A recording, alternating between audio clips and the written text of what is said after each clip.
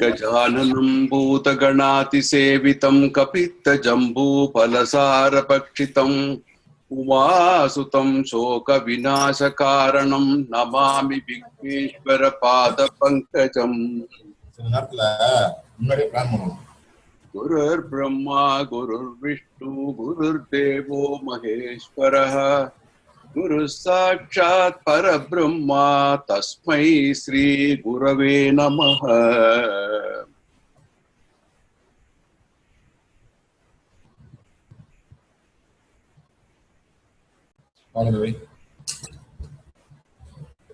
So, Swagatam, everybody, welcome. We start our Sanskrit classes. This is going to be session 5.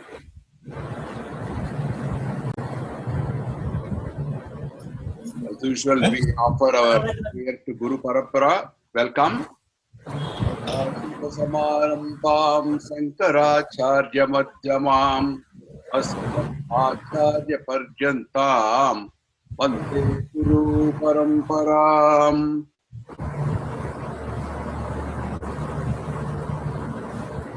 We would give you a very quick review of what we did last session. We learned a number of things. One was the importance of verbs.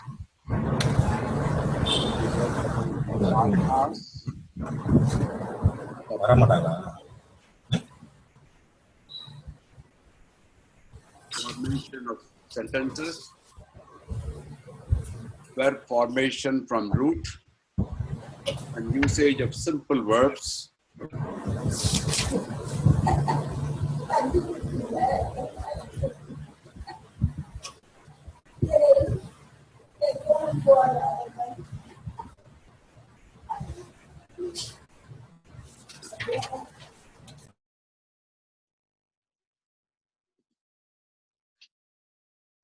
Simple sentences, and we knew how amazing the syntax was. I gave you an example. We also learned in the process some nice verses and a prayer. So this was what we learned in last session. And some of you who didn't attend, I've sent the links to you. You can review it at your leisure and check what we really learned in last lesson. So let's see what we want to do today and what are our goals for today within this 1 hour. Last time I gave exercises to all of you, 1 and 2. Some of you have responded to me, and I think you've all done very well. I'm so happy. I want to give you a clap on that. Whoever has submitted has done excellent. And I'm so happy that you could pick up the principles behind learning Sanskrit, and even though some did not write in Devanagari script, but the answers were correct. So I'm going to share with you the answers today, and for people who didn't attend, they would know how the exercise was worked out. So you can also attempt it later on. At the end of the lesson today, I'm going to give you more exercises. Simple, but very, very easy for you to really do that. And I would encourage you to submit the answers to me so that we can see how you're faring. Okay, having said that, what are the other things we are going to learn today? Last lessons, 2 lessons, we talked about verbs. Today we are going to talk about noun. The basics concerning noun. I'm going to give you some examples. How does the noun end? And there is a term called Vibhakti. What is Vibhakti? And I want to explain that to you and also give you some examples of this Vibhakti. And I will also give you some examples how some nouns are derived. You know, as I said in the first class, Sanskrit is a beautiful language where you have different pearls and you just connect the pearls in whichever way you want, and each time you get a beautiful garland. Some pearls are white, some pearls are green, some pearls are blue, and so on. So you make a string, it's just beautiful. So also certain proverbs in Sanskrit, even though it's called proverb, it is no verb. It has got no verb at all. That's another beauty. So you're also going to learn more words, more nouns for you. And as usual, we will have some nice verses and a concluding prayer. So that's what we want to do today within this limited time of 1 hour. Okay, let's see the exercises with answers. Now, this is the exercise I gave, a translation from English to Sanskrit. Now, Rama is speaking was the first sentence I gave. The answer, correct answer, and all of you have done it correctly. Ramaha vadati. You see, in English you got 3 words, but in Sanskrit you got only 2 words. Ramaha vadati. Second is Sita is playing. Sita kridati. Very simple. I am drinking. Aham pibami. See, so easy it is. He sees. Saha pashyati. Now you see, when you see Saha, it means it's masculine. Supposing I ask you a question, translate, she sees. What will be your answer? Saha pashyati. Saha becomes Sa. So from that itself, you know it is a lady or a girl. We both know. Avam bodavaha.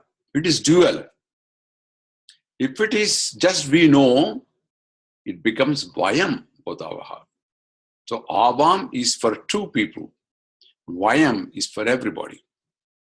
So you have these 5 sentences, and very good congratulations once again to all of you for having done it beautifully. And second exercise, it is a simple translation from Sanskrit to English. Te bodante. They all know, plural. You see, there is similarity, te and they. You see, between English and Sanskrit also, te and they. Vayam bhavamahe. Even Vayam and we has got little common. We all become, which is a plural. Tvam kridasi. In English, you say you, but in Hindi, you say tu or tum, right? It comes from tvam kridasi. Tvam is a word. You are playing. Tau smaravaha. You say it's a dual, which is unique in Sanskrit. So they too remember. When you say tau itself means 2 people. Sa hasati. She laughs. It says sa. Sa is referring to she. So you have an idea of how sentences are formed and how grammatical rules are also being followed. Okay, let's see, go ahead further. Today we are going to talk about noun basics. Now, what is a noun? Now, last time I mentioned about verb.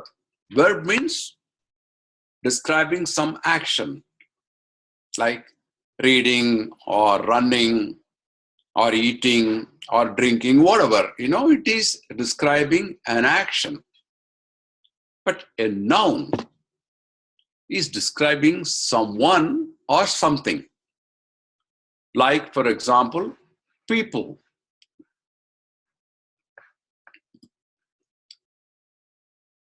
Places, animals, and things.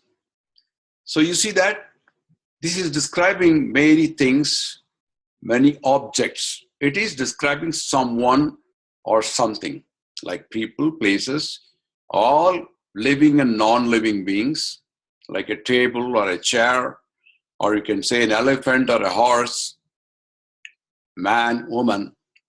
And it also describes certain qualities and more. So it's typically Shabda. In Sanskrit, basically the nouns are classified into 2 categories.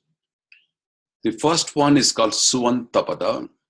Suvantapada, words ending with sup. Sup is actually suffix, the one which you add to the main root, Suvantapada.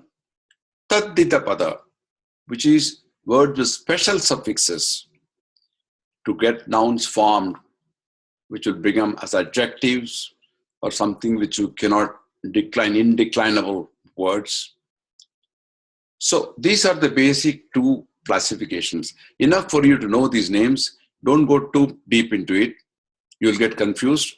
Just to know that there are two types of nouns. Okay, let's go next one. I'm going to give you some examples. Now, gender is important here. When you say noun, you have masculine, feminine, and neuter, just as in English or in any other language. For example, Ashwa. Ashwa is referring to a horse. Giri. Giri is referring to a mountain. Purusha, a man. These are all masculine nouns. Feminine nouns you have. Sometimes this is a little strange. Chamu. If those of you who know a little bit of Bhagavad Gita, you know the Chamu word comes when the armies are lined up each other. Chamu, army. Dhenu, you know the proverbial Kamadhenu, right? Which gives you whatever you want. Kama means really desire. Kamadhenu is one which gives you the divine cow, which gives you whatever you desire. Kamadhenu. Kanya, girl. They're all feminine nouns. You also have the neuter nouns. Neuter are inanimate objects like pustakam. Pustakam refers to a book. Madhu, honey.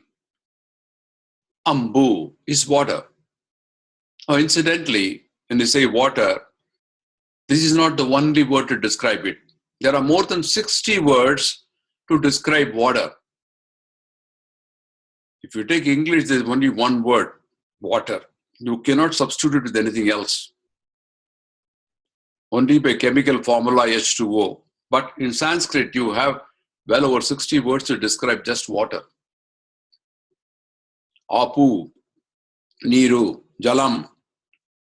You know, these are all a couple of words. So there are many, many nouns to describe one single object. So I'm just giving you typical examples. As we go along, we will learn more and more. And one more thing about the gender, it is difficult to determine. I mentioned it earlier also. In Sanskrit, it's very difficult to determine gender unless you refer to your dictionary. So, but as you go along, you will learn many of these. Okay, let's go to the next slide.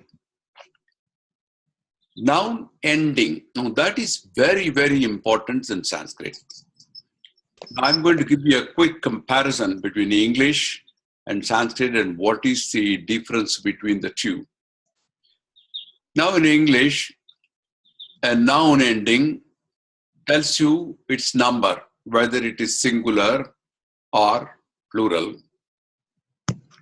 And the position of the noun related to the verb tells you who is the doer, karta.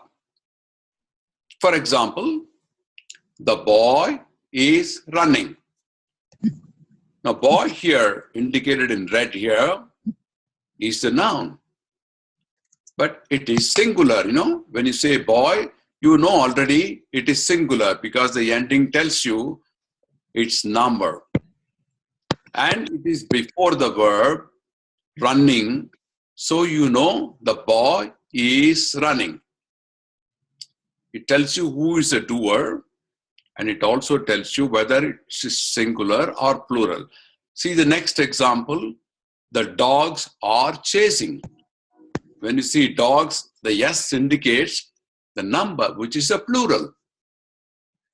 And chasing is a verb here.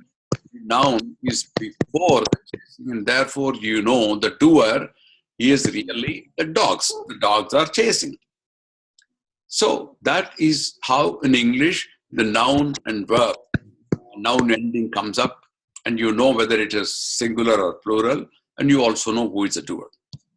In Sanskrit, the noun ending tells you the number as well as its role in a particular sentence.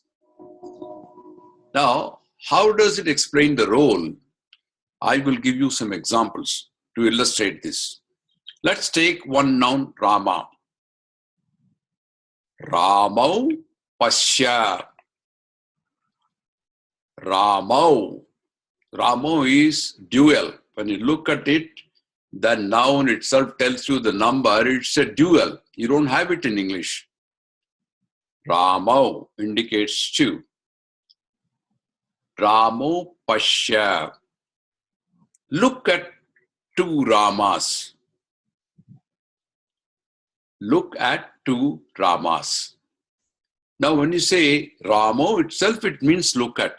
So that is the role of looking at. Next example, Vayam Ramena Jivamaha. Vayam Ramena Jivamaha. Now, if you translate this, it means we live by Rama. Ramena. You see, sir, same Rama has become Ramena. Ramena means because of Rama, we live by Rama, Ramena. The third one, Lavakucha Ramasya Sutaha. You know, Sita had two sons. Rama had two sons. They were called Lavakucha. Lavakucha Ramasya Sutaha. The meaning is Lavakucha or the children of Rama. Of Rama. When you say Ramasya, the role is that of a father. Ramasya, of Rama, belonging to Rama.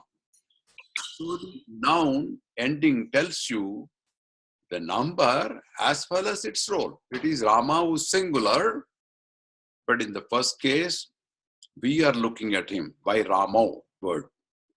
In the second case, Ramena by Rama. By Rama. And third case, Ramasya indicates of Rama. So by looking at the noun, you know what is the kind of role the noun is playing. I'm going to give you more examples to clarify this. Okay. The nouns and verbs are both similar in many ways, but you shouldn't get confused. Both have a stem, which is never used by itself. You know, when I say stem, it means a root. For example, you say ka, and you join it. It doesn't mean anything by itself. If you say ka, it is just ka. But if you join with two other letters like ba and tha, it becomes bhaktaha. The same ka, if you join it with su and la, it becomes shuklam, shuklaha. If you take the word gha, for example, you say gha, it's one single root. You can add it with she and yam, shigam, uchaha. These are all the stems joined by itself, but by themselves, they are not used. So adding the endings to a stem creates a word. And both noun and verb have three numbers and persons. You know that. Singular, dual, and plural. First person, second person, third person. So this is a common. But what is so special about noun in that case? Well, there is something very special. Now I'm going to give you one example. Let's take the word bala. A child, bala. Balaha gacchati. Balaha gacchati. The boy goes. The second sentence is bala gacchati. Bala gacchati. the girl goes.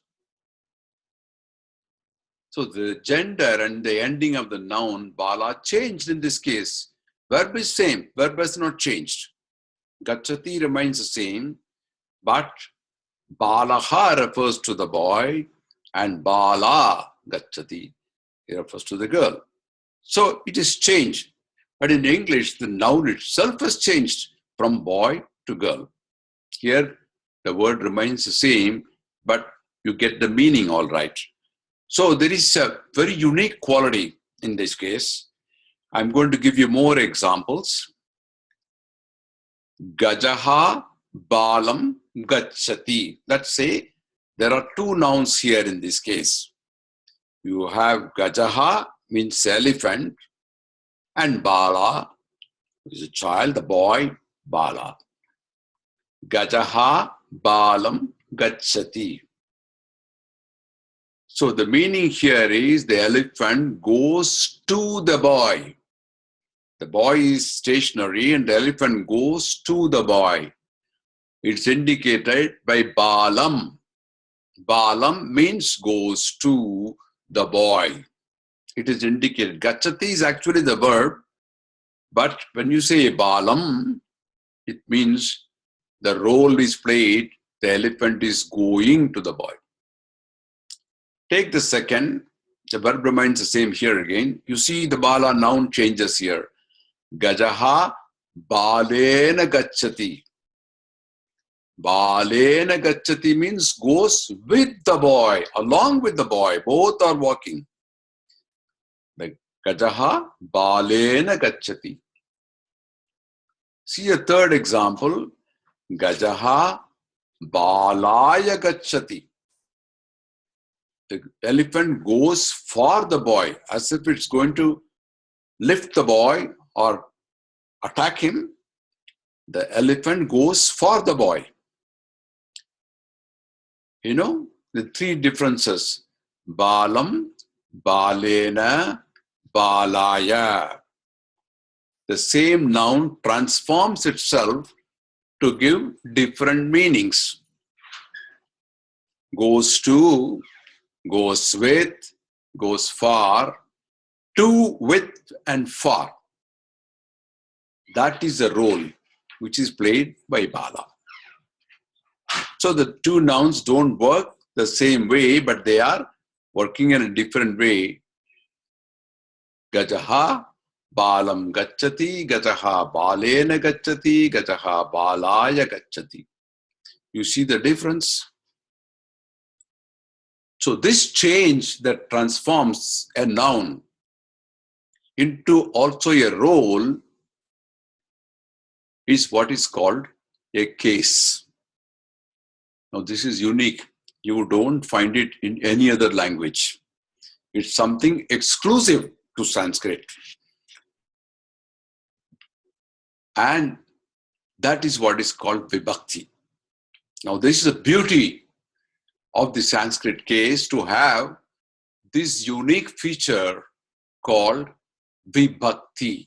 Now what does Vibhakti mean?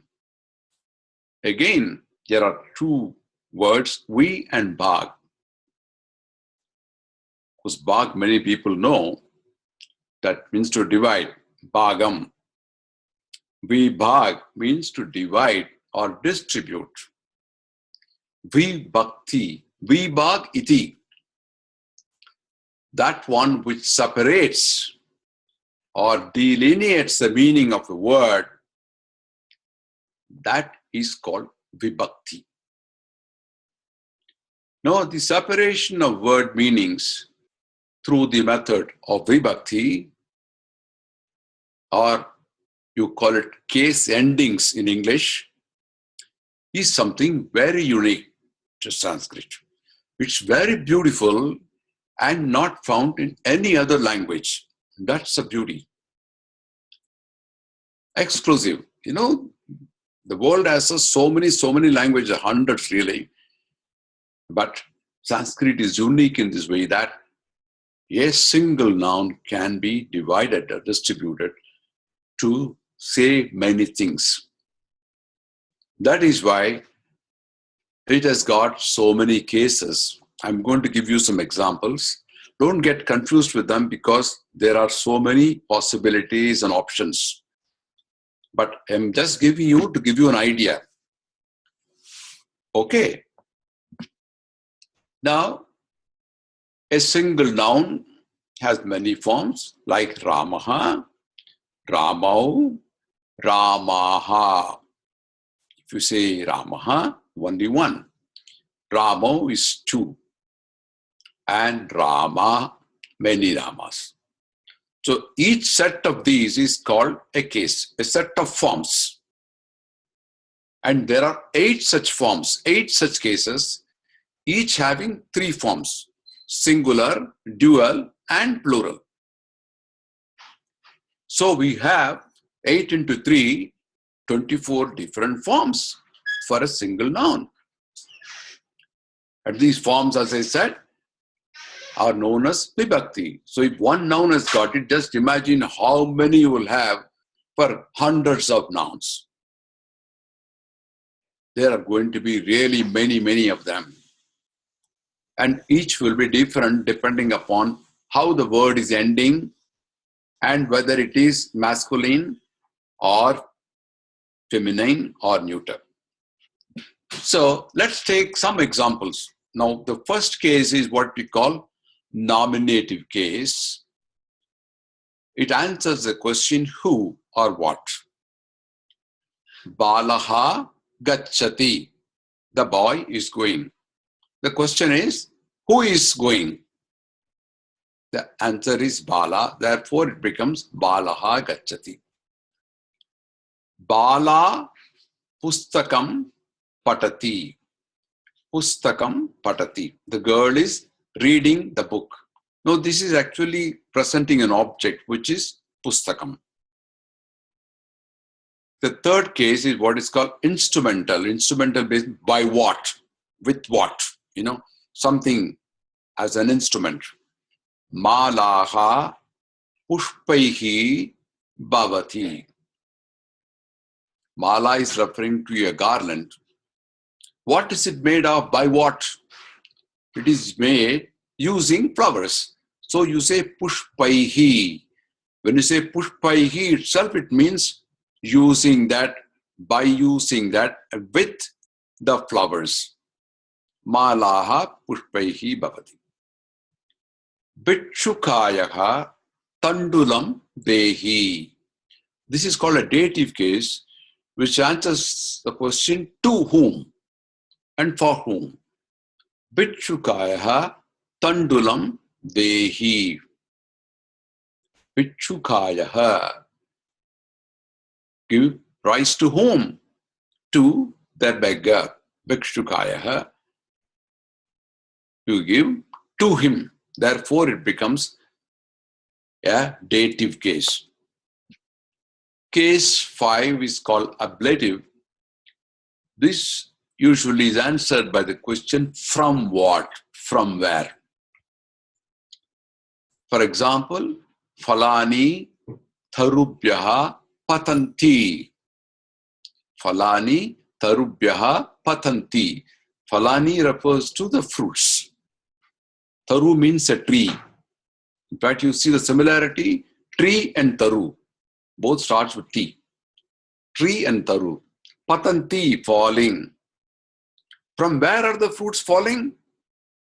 From the tree. Therefore, here you get an ablative case. Falani tarubhyaha patanti. The next case is genitive case, which is describing whose.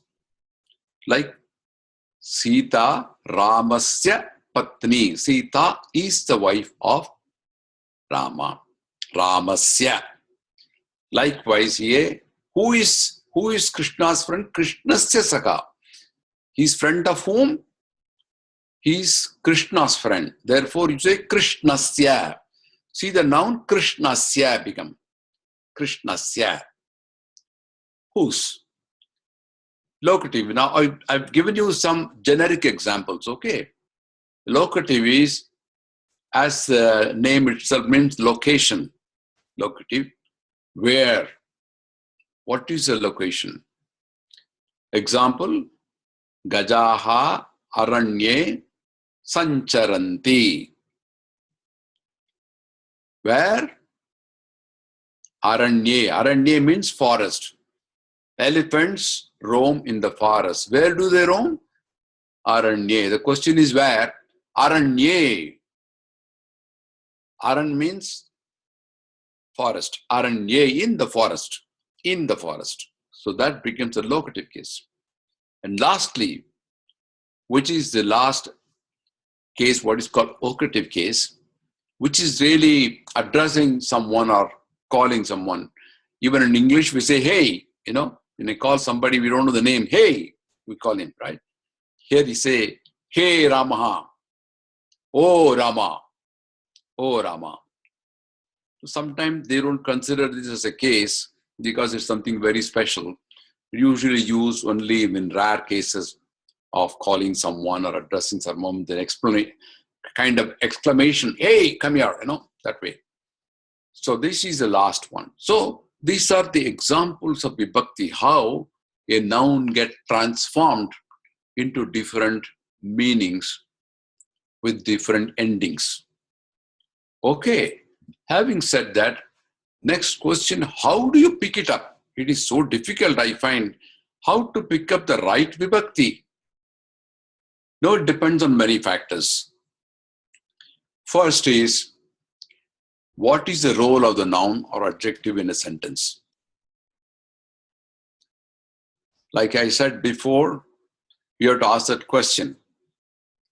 Where, whose, how, to, all these, that will give you the answer how to pick the Vibhakti, the role of the noun in a sentence, the number and gender of the noun, and thirdly, the ending syllable of the noun, which is again unique. When you say ending syllable, if you say Rama, it ends in A. If you say Parvati, it ends in Yi. Rama is Pullinga, which is masculine. Parvati is ending in Yi, and it becomes a Strilinga. So the ending syllable is both different for the nouns. So depending on the ending syllable, the Vibhakti will change. But fortunately, it is the same for certain endings, like A, Pullinga, which is masculine. If you say Akaranta, Akaranta means those which end with A, like Rama, Deva, Surya, Simha, Manushya. All these are ending in A. They are called Akaranta. So for them, the derivations of Vibhakti is same. So if you do the derivation with Rama, it's the same for Deva, it's the same for Simha, it's the same for Manushya, and so on. Likewise, those words which end in E, for example, like Kavi, Muni, Ravi, Hari, Rishi, Sarati, these all end in E. E, Pullinga, masculine, they also follow the same rule. So the derivations of Vibhakti are same. Likewise, those words with end in U, for example, like Guru, Banu, Vishnu, Sadhu, these all end in U. For them also it is the same. Likewise, we have many of these word endings like Ra, O, or Cha, Ja, whatever is the ending, that will determine, along with the gender, how the derivatives will form. It's a little bit complicated. You can't learn all of them. So there are thousands of them. So you can't learn all of them, but you should know basically what is the rule. But you will learn using this Vibhakti automatically when we start practicing some sentences. So that is going to be the approach that we'll adopt. We will not go too much into detail. I'll just give you only simple examples, but we will not go and start reciting each of these vibhakti for each noun. That will be too complicated. We will just only know basic rules, and then we'll start practicing the words. And as you go along, learn verses and learn sentences, you will pick it up. Okay, by usage. I'm just giving you one example. Akaranta, the word ending in ye, it is pullinga, masculine. It's and Rama. Now, these usually, even Sanskrit teachers, they start with the sabdam, Rama sabdam, which is the first case, Ramaha, Ramo, Ramaha, referring to 1, 2, or 3 Ramas. Second, Ramam, Ramo, Raman, at Rama. 3, Ramena, Ramabhyam, Ramaihi, which is by, if you say Ramena, by a single Rama, Ramabhyam, by 2 Ramas, Ramaihi, by several Ramas, by many Ramas. Fourth case, Ramaya, Ramabhyam, Ramebhyaha, which is for 1 Rama, for 2 Ramas, for several Ramas. For is the most important thing there. Going further, you have Ramat, Ramabhyam, Ramebhyaha, which answers from whom? From a single Rama, from 2 Ramas, from many Ramas. Ramat, Ramabhyam, Ramebhyaha. Sixth case, Ramasya, Ramayoho, Ramanam. Ramasya belonging to 1 Rama. Ramayoho belonging to several Ramas. Ramanam belonging to many Rama. Rame, Ramayo, Rameshu. 7th case. In a Rama, in 2 Ramas, in several Ramas. And lastly, He Rama, He Ramo, He Ramaha. He Rama means He Rama, 1 single person. He Rama means 2 people. 2. He Ramaha. If you say Hey Balo, Hey children, 2. Hey Balaha, you say many people, many children.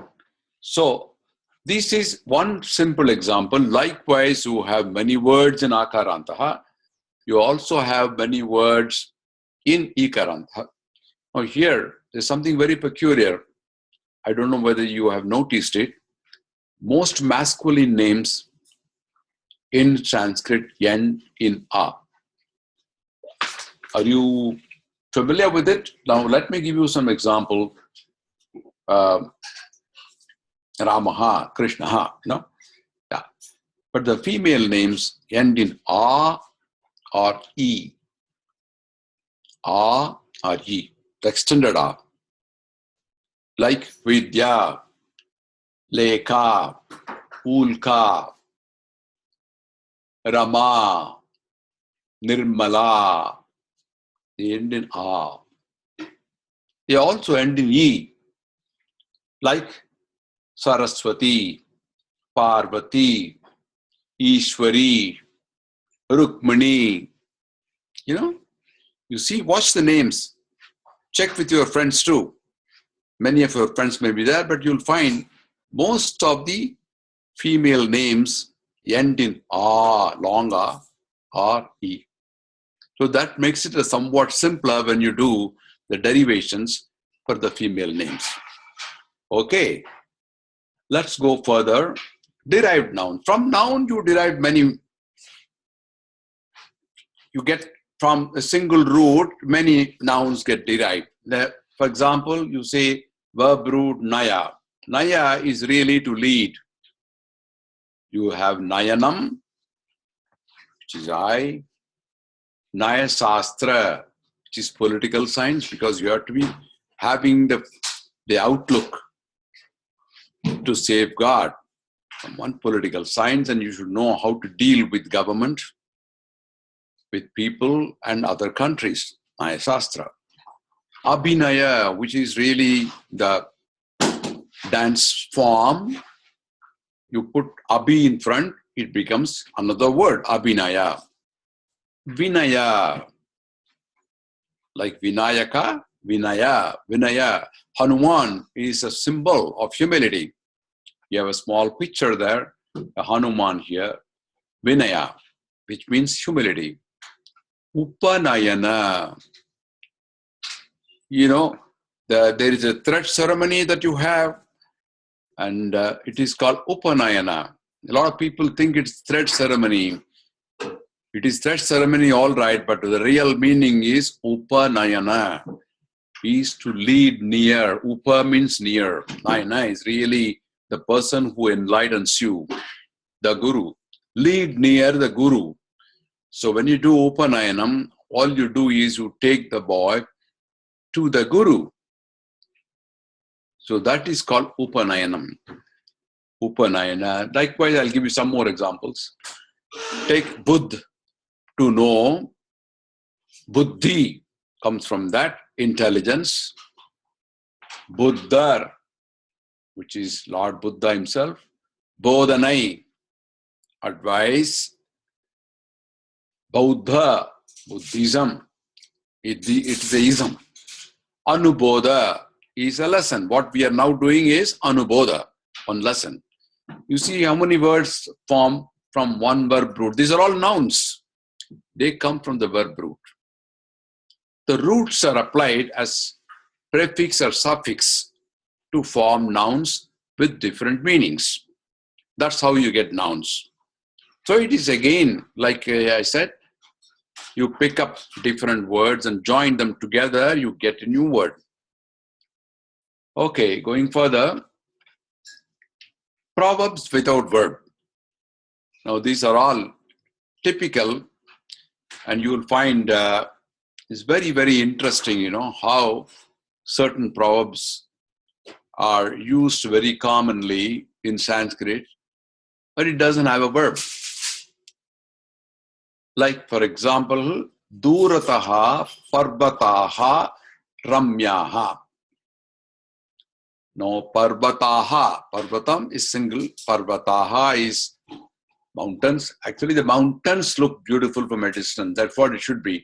The meaning is given mountain singular, but here it is, the correct is mountains look beautiful from a distance. Athilobho vinashaya.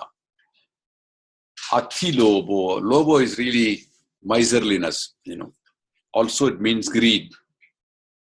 Excessive. Some people are excessive. Greed. Athilobo. Vinashaya. It is leading to destruction. There is no verb called leading to here. Even in the earlier one, looks is not there. Like in English. See, the English sentence is long one, but in Sanskrit it is just two words. Athilobo vinashaya. Dravyena sarve vasaha. Dravya means wealth, money, and everybody gets attracted. Sarve, all. Vasaha, they get attracted. Chant. Dravyena sarve vasaha. No, gets is not there. You find only Dravyena sarve vasaha. You find only wealth, all, and attracted. There is no verb there. Paropadeshe pandityam. Just two words. Para upadeshe. Para means others. Upadeshe. By teaching. Pandityam, scholarship. Pandit is one who is a scholar. Pandityam is a noun. By adding the suffix tyam, you get pandityam, which means scholarship. Scholarship is attained by teaching others. You see how long the word in English is scholarship is attained by teaching others. In Sanskrit, you have only two words. Paropadeshe Pandityam. So how nice and so beautiful it is. Just two words which explain you the meaning so nicely. Lastly, Vinashakale Viparita Buddhihi. Long ago, when Jayaprakash Narayan was arrested by Indira Gandhi in the 70s, when the emergency was declared, this was what he said: Vinashakale Viparita Buddhihi. Vinashakale is in times of downfall. The wisdom or intellect goes haywire. They start doing all strange things, sometimes very dangerous one. So this is a proverb which says, Vinashakale Viparita Buddhi. What it means is, in the time of downfall, a person's wisdom becomes dangerous. See, only two words, Vinashakale Viparita Buddhi, in Sanskrit, whereas in English you have so many words with verb. All these illustrate the beauty of Sanskrit, of describing something so precisely with just minimum words and joining small letters together and making it a wonderful piece. So this can be used in practice also, and you will find it very, very, very interesting for you to learn this. So going further, I'm going to give you a quick vocabulary of nouns here. There are many. I'm just giving you a couple of them, but as we go, we'll give you more. Ka, kaha, everybody knows this means crow. Vata is air. Vayu is also air. Surya. Vayu is more often a noun. So Vata is special. Like you find in Indian Railways, Vata Anukula, air-conditioned coaches, right? Vayu is also used. Vayu Sena refers to the Air Force. Vayu Sena, right? So that is also used. Surya refers to the sun. Praja, people. Netra, eyes. Raja, king. Phala, fruit. Lekani is a pen. Gadi, that is a watch or a clock. Pushpam, flower. Parvataha, I said mountains. So this is a couple of words I'm giving you as example. But as we go along, we'll learn more and more of such nouns. And you will also, when you are using, those of you who know Hindi or Marathi, you will find there is a lot of similarity. And you will keep using these nouns very often. Okay. Now we go to a very nice verse. And this is something which is very impressive. And it reflects how Sanskrit is so beautiful and how people have used it to make poems, and very nice poems. And this is a very nice verse. You know, there was a king by name Bhoja Maharaja in India, and his capital was Dhara, the capital of this country. And Bhoja himself was a very great scholar, and he had an extremely talented scholar as one of his ministers, and his name was Kalidasa. And in his time, it was said that even ordinary people could recite poems in Sanskrit. So having heard about it, the neighboring kingdoms, king wanted to test it. And he says, maybe it is not true. So he went and picked up a weaver, one who weaves. You have a picture here, who weaves the garments and things like that, cloth.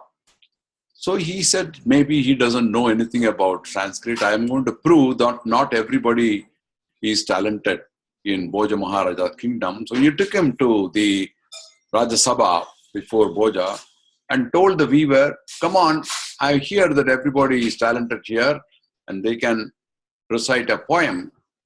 You now compose a poem and tell before the king. And that weaver said, Kavyam karomi. Kavyam means poem, a verse.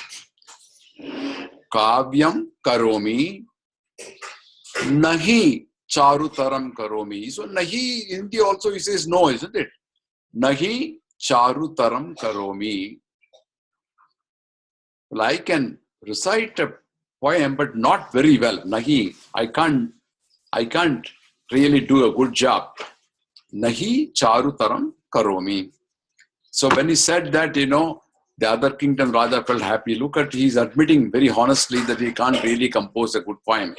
Kavyam karomi, nahi charutaram karomi.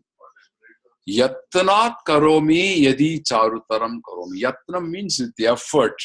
If I try hard, yatnat karomi, yadi charutaram karomi. Maybe with some effort, I can do well. I can definitely do better. Charutaram karomi. Bhupala Mauli Mani Mandita Pada Pida. It's one sentence. Long sentence, but I split it up in the English transliteration for you to understand. Bhupala Mauli Mani Mandita Pada Pida. Bhupala means one who is a king. Mauli is this portion. There he wears a crown. Mani Mandita Pada Pida. Now, there is a mani which is a gem, and that gem is encrusted. The kings have a footrest. On the footrest, you have that mani gem studded. Pada Pida. Pada Pida is referring to the footrest. Who is that person? That is Bhojaraja himself. Bhojaraja is referring to Bhojaraja. Bhupala Mauli Mani Mandita Pada Pida. Hey Bhojaraja. Oh Bhojaraja. You see, hey Bhojaraja. Hey Bhojaraja. One who is having the footrest studded with the gem like you have on your crown. Kavayami. I can recite poetry.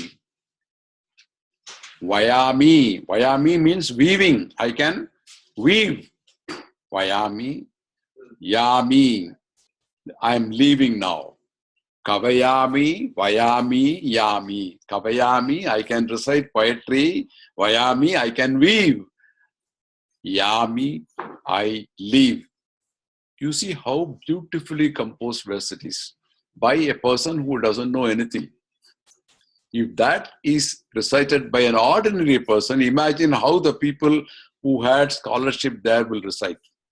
So the other kingdom's king, he felt so happy that in Bhojaraja, Maharaja's kingdom, everybody is talented. Even an ordinary weaver could recite such a nice poem. Kavyam karomi nahi charutaram karomi, yatnat karomi yadi charutaram karomi. Bhupala Mauli Mani Mandita Pada Pida. Hey Bhojaraja, Kavayami, Vayami, Yami.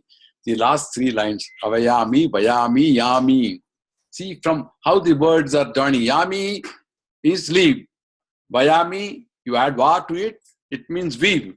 Kavayami means composing a poem. See how the string is made up with pearls. Okay. Having said that, I'm going to go to the concluding prayer now.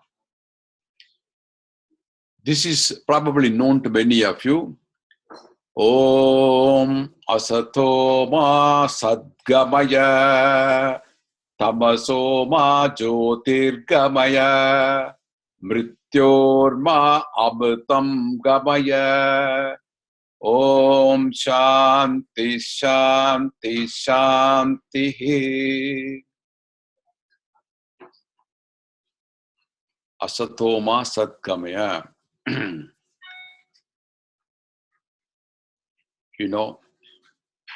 You are seeking enlightenment. Tamasoma Jyotirgamaya. From darkness, lead me into light. Mrityorma amritam gamaya.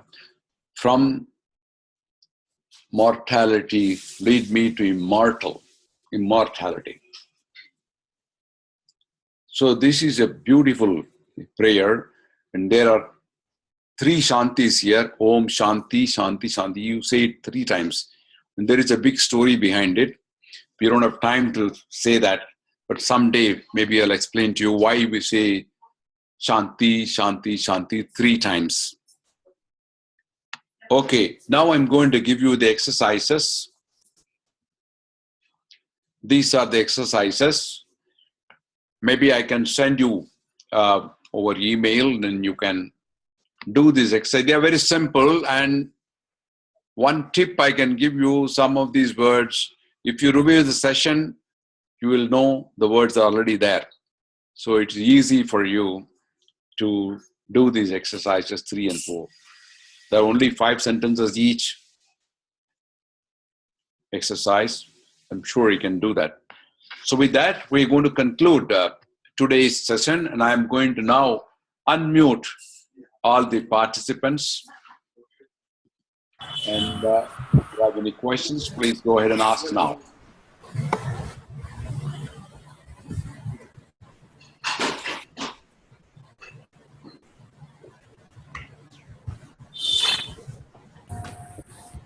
Okay, unmuted.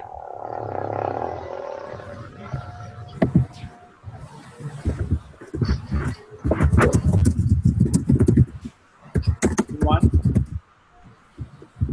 Any comments?